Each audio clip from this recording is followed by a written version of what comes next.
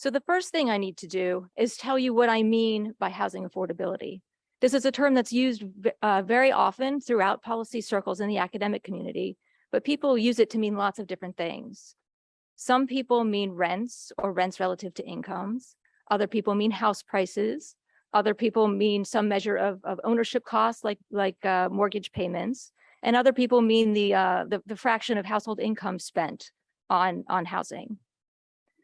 In order to come up with a definition of housing affordability, I think it's helpful to start by thinking about why we care about housing affordability in the first place. Well, I care about housing because housing provides shelter, and shelter is a basic necessity of human existence.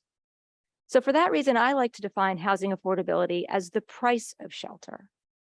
And we can observe the price of shelter directly as rents. So sometimes I'll use the terms price of shelter and rent interchangeably.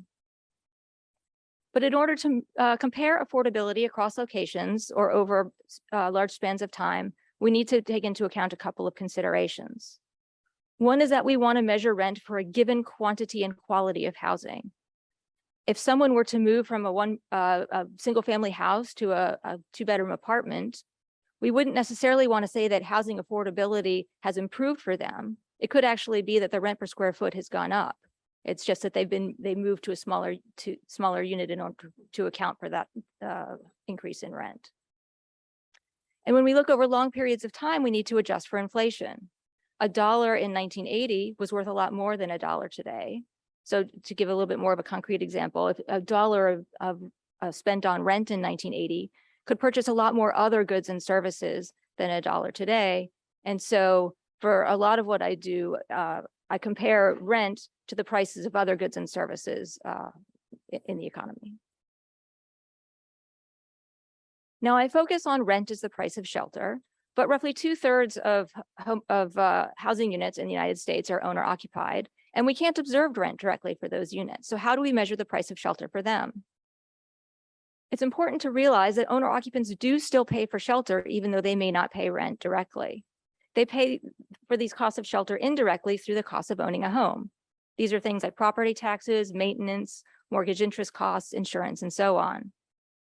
Now, we can estimate what the rent would be for a owner-occupied housing unit using the rents of nearby rental homes and accounting for the differences in the characteristics between owner-occupied and rental-occupied units. I want to be clear that the sales price of a home does not tell us much about the price of shelter. It's the price to buy a specific asset.